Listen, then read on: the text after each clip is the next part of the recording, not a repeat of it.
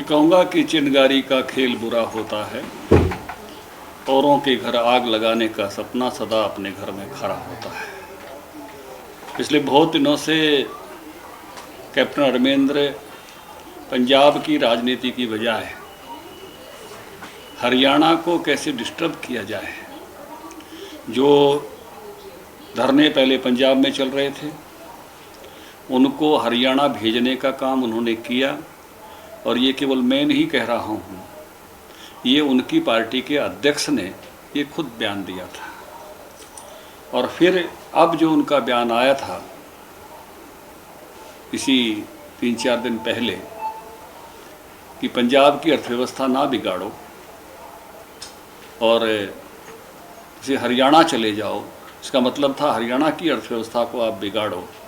तो जो हमारे हरियाणा में जो तबाही के सपने देख रहा था, आर्थिक बदहाली की तरफ, नाकेबंदी की तरफ जो हमें ले जाना चाहता था, आज ये तबाही उसी के घर में पहुंच गई है।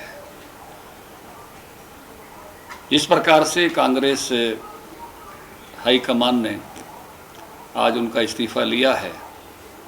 मैं ये भी कह सकता हूँ, बड़े बेआबरू होकर तेरे कूचे से निकले हम। उसमें कोई ग्रेस दिख नहीं रही थी।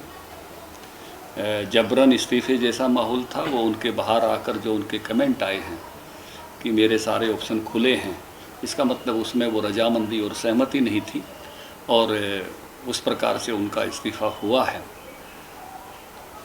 मुझे लगता है कि जिस प्रकार से पंजाब आगामी चुनाव में जा रहा है, एक नए समीकरण पंजाब में इस इस्तीफ़े के बाद होंगे, एक नई शुरुआत होगी, एक नई, मैं कहूँगा कि जो नया गेम शुरू जैसे होता है जब हम रिफ्रेश बटन दबाते हैं कि फिर से इस गेम को खेला जाए, ऐसी बिछात अभी पंजाब में एक विषय की जो आगामी चुनाव में जिस प्रकार से पार्टियां जाएंगी वो आने वाले कुछ दिनों के निर्णय से ध्यान में आएंगे।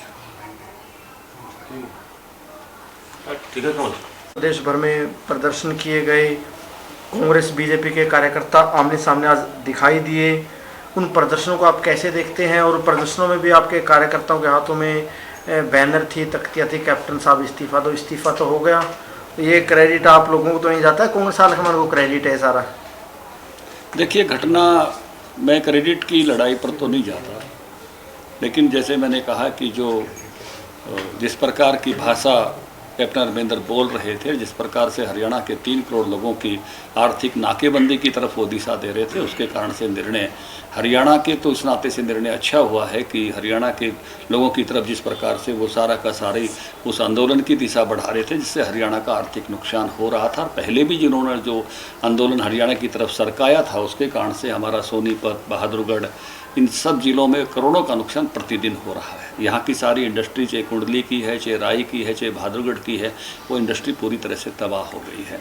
यहाँ के इंडस्ट्री भाग रहे हैं, जूता इंडस्ट्री के लोग पटरी पर रख के अपने जूते बेच रहे हैं, उसका नुकसान यहाँ हुआ था। निश्चित रूप से इन लोगों की बद्दुआएं, जिनका नुकसान हुआ है, ज़रूर इसमें साथ रही होंगी, जिसके कारण से, इसलिए मैंने कहा कि दूसरों के घर में जब आप ऐसे करने के, बुरा करने की सोचते हो, तो निश्चित रूप से वो आपके घर में भी होता है। तो कैप्टन साहब पर वो बात उस प्रकार से पहुंची और यही भारतीय जनता पार्टी की आज की मंशा थी, धरने देने की। और कम से कम हरियाणा की कांग्रेस पार्टी भी इसमें से बिल्कुल, मैं कहूँगा कि सामने आ गई है कि उन्होंने इस सारे मुद्दे पर जो हरियाणा के लोगों की आर्थिक समृद्धि का पक्ष लेना चाहिए था, या जो हरियाणा की आर्थिक नाकेबंदी की दिशा दी जा रही थी, उस पर जो स्टेटमेंट देने चाहिए थे, वो किसी के भी नहीं आई। ये बहुत ही निंदनीय और दुर्भाग्यपूर्ण है।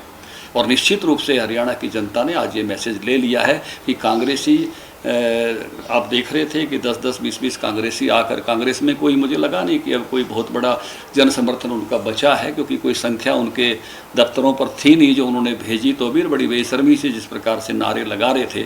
तो ये भी एक पक्ष बिल्कुल स्पष्ट हो गया है कि कांग्रेस पार्टी को हरियाणा के आर्थिक हितों की चिंता नहीं है, बल्कि जहाँ जहाँ आर्थिक नाकेबंदी हुई, कांग्रेस उस नाकेबंदी के साथ खड़ी दिखाई दी है।